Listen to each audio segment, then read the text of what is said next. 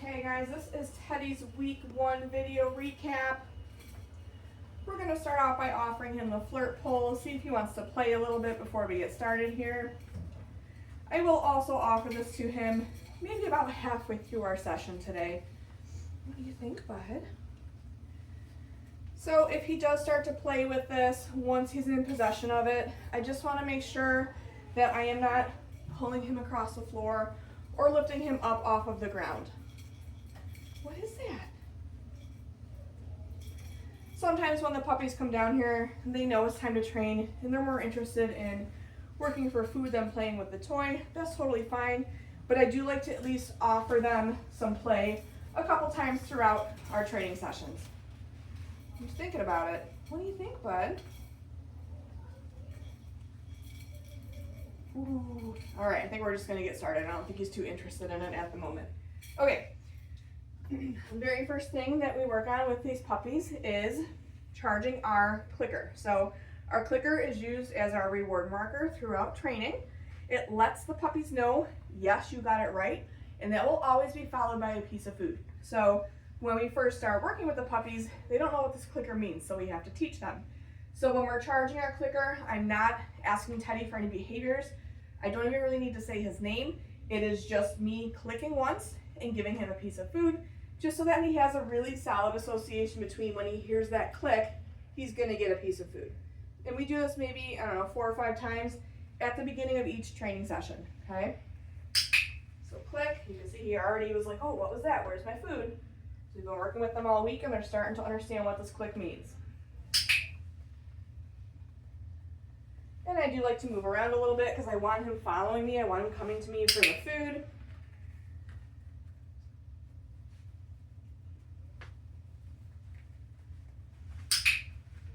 Good job, Teddy. So right from here, we're gonna move into following a food lure. So food luring is a common way to teach our puppies to do different things, whether it's getting them into a sit or a down position. We can get them to move around using that piece of food.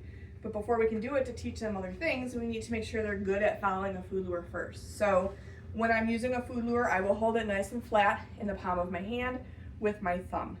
Instead of, a lot of times we hold the food like this. This really just invites our puppies to bite our fingers. So nice and flat in our hand, holding it there with our thumb. Our puppies will kind of have to lick at it to get it and learn that a soft mouth is what's gonna get them that food. So the goal with this is that when I present it to Teddy, we're gonna start to move, and I want him staying connected to my hand that whole time. So my palm will be facing him.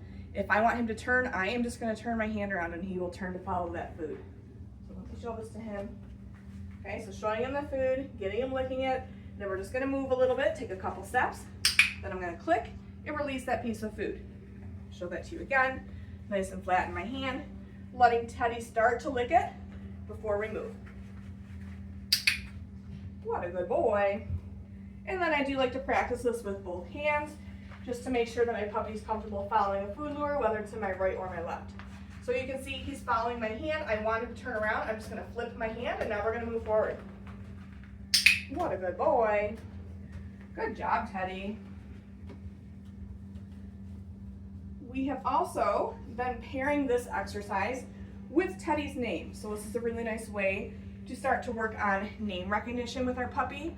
It's going to be like the very beginnings or foundations of teaching our dog a recall, okay?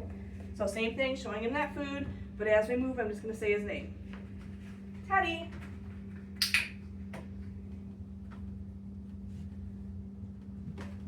Teddy. Such a happy guy. Teddy.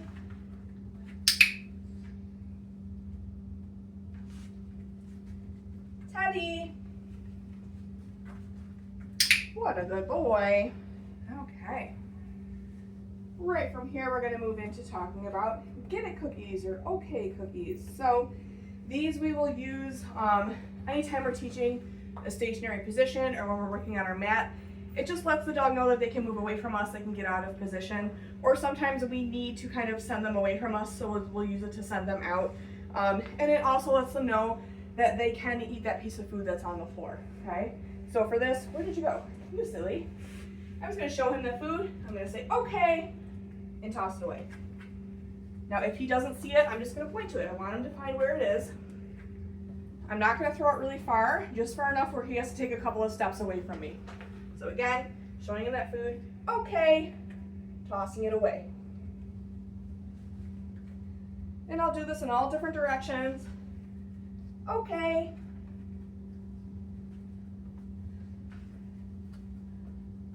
Okay. We'll do one more. That one kind of stuck to my hand, didn't really go far. Okay. All right, so again, just enough that he's taking a couple steps away from us. As they get better at chasing those cookies, we can throw it a little bit further. All right. So the next thing we're gonna do is work on hand targets. So it's going to look kind of similar to them following a food lure, but we are going to disconnect from them. And then when they reconnect with our hand, that's when we're gonna mark and reward. So I'm gonna hold the food the same way that I was holding it when we were doing our food luring exercise.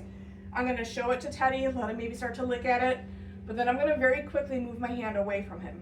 When he reconnects with my hand, that's when I'm gonna click and release the piece of food. So showing him the food, touch. As soon as he hits my hand with his snout, that is when I'm gonna click and reward him. We'll do that one again.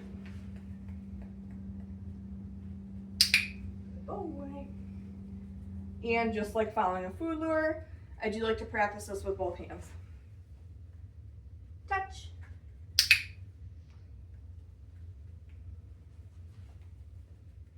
Touch. What a good boy. Okay, we're gonna do a few more, but this time, now that we've practiced a few with that food in our hand to start, I am just gonna present a flat hand to him with no food, okay? I'm still gonna mark and reward the behavior after he does it. Teddy, touch. Good boy. Teddy, touch. What a smart puppy. Okay, I'm just gonna switch hands here. Teddy, touch. What a smart boy. We'll do one more here. Teddy, touch. Good boy. Good job, bud. Okay, now that he's warmed up a little bit, we're gonna try playing again. Again, I will offer this to him. If he doesn't want to play with it, he's not interested, that's okay. But I at least want to give him the opportunity to take a little break.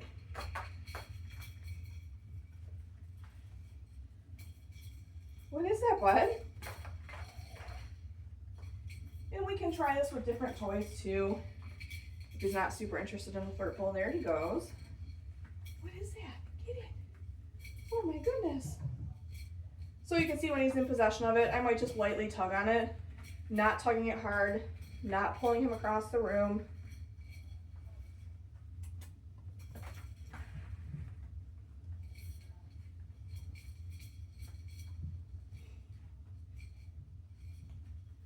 What a good boy. What a good boy.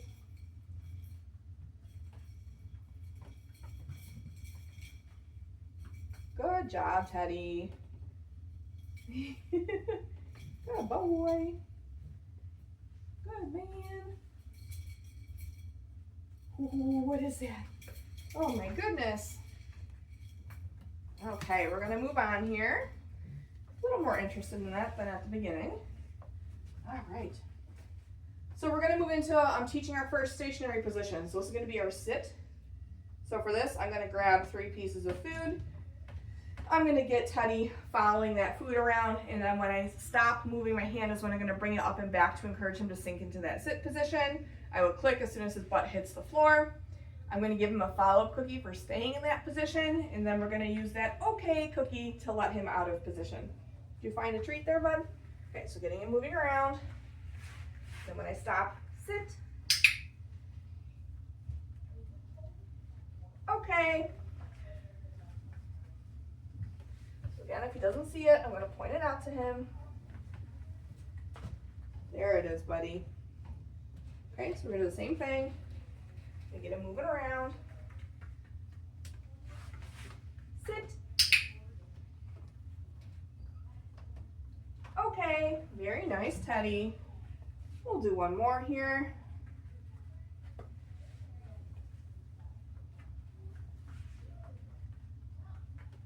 Sit.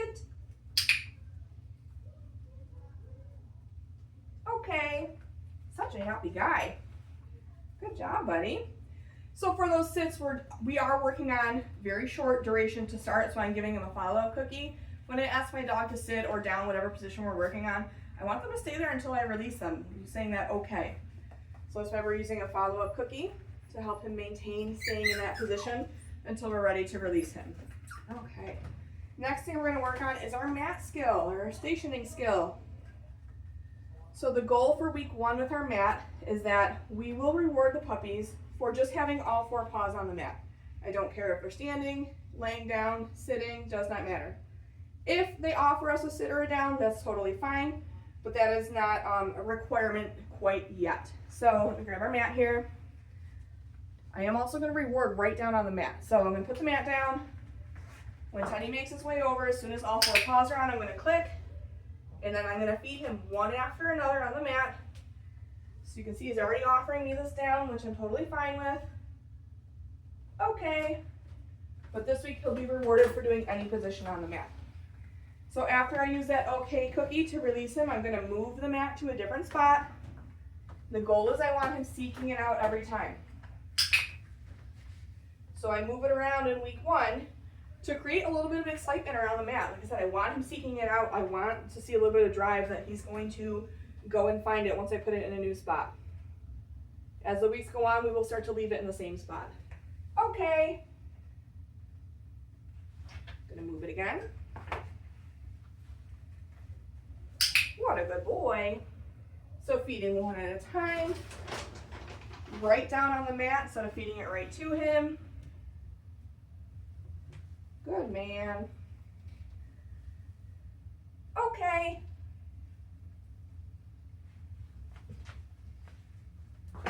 So you can see he's making his way back to it every time. And eventually we will name this. I'm not worried about that this week. I just want to make sure that he's going to seek out the mat between each repetition. Okay.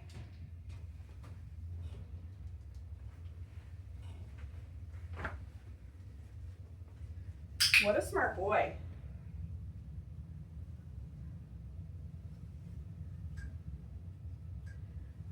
Okay. And then we are going to put that mat away when we're done using it. Good job, buddy. All right. So the next thing that we're going to work on with Teddy is getting him dressed. So whether your dog is going to be wearing a collar or a harness, whatever gear you're using, we do want to make sure that they are comfortable wearing it and that we can get them dressed cooperatively, right? We don't want them finding a lot of conflict in us putting gear on them. So for Teddy, because he is so small, I do like to hold him while I'm doing this. I just find it easier, a little less squirmy than trying to do this down on the floor. So I'm just going to feed his feet through the little holes here. Make sure his elbows are all the way through. I'm going to secure that Velcro. And then this one has a clip as well. So once he's all geared up, then I'll put him back down on the ground. Very minimal fuss from him. So sometimes when we first introduce that harness, we put them on the floor and they kind of like go stiff, right? They almost think they're in like a little straitjacket. So I find it easiest to start to acclimate them to wearing something like this by either having them work for food and do a couple of things, or have them play with the flirt pole or something like that. So maybe we can start out by like having him follow a food lure. Teddy, what a good boy. Teddy. We could do a couple of hand targets. Touch. What a good boy. Teddy, touch. Good man. And then maybe I'll ask him for a sit while he's wearing it as well.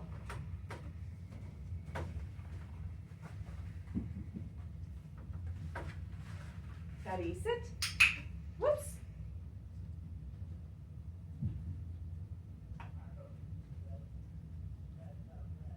Okay. We're gonna do that one again. That was a little sloppy. Let's try again, bud. Ooh. Teddy, sit. Much better, buddy. Okay. Good job. Okay, and then when I'm going to take the harness off, I will do it the same way I put it on. So I'm going to pick him up, and just undo all of this while he's in my arms. Good man. But you can see very minimal fuss from him. So the last thing that we're going to work on today is a little bit of body handling. So he's going to need a lifetime of vet care and grooming. We want to make sure that he's comfortable being handled and confident with being handled starting at a young age. So body handling is a little bit more than just petting them. We are going to work with his tail, his ears, his paws, his eyes, his mouth, just to make sure that he's comfortable with us manipulating him a little bit. So I'm going to get down on the floor for this. If you would prefer to do this standing up or in a chair, you could certainly put your dog up onto a table or a raised surface. Just make sure that it's safe. They're not going to fall off of it if you decide to go that route. Okay. Hey, buddy.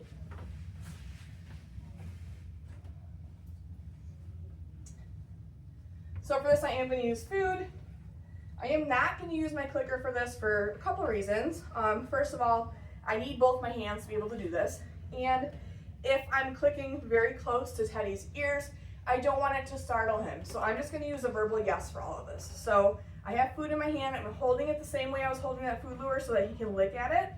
While he's licking that food, I am going to handle a different part of his body. So we'll do his ears first. So I'm just going to flip back both ears and take a peek. Yes. Marking with that yes. Releasing that food to him. Good boy. For his tail, I am just going to run my hand down his spine and then gently lift his tail. Yes, good boy. So not putting pressure on that tail, not pulling on it at all, just gently lifting it, just to get him ready for like when he has to have his temperature taken at the vet. We'll do that again. Yes, good boy. For his paws, I do like to start up at the top of a leg and work my way down and then pick up a paw. Yes. Versus just going in and grabbing a paw to start, right? His shoulder or his hindquarters is a pretty neutral spot to start. So I will always start there when I'm handling paws and work my way down. So let's do a back leg here. Yes, what a good boy. Then we'll do the other side. Let me see if I can get him turned around. Oh my goodness, buddy.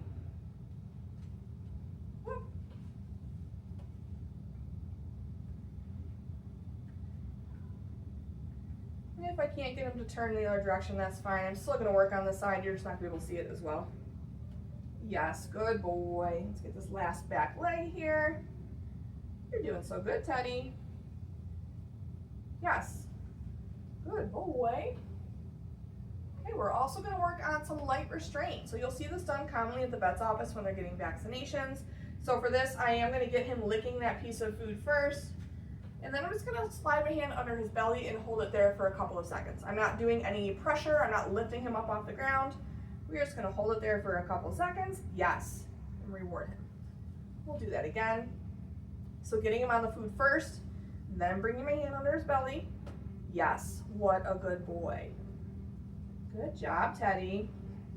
And then I do like to handle their eyes and their mouth as well.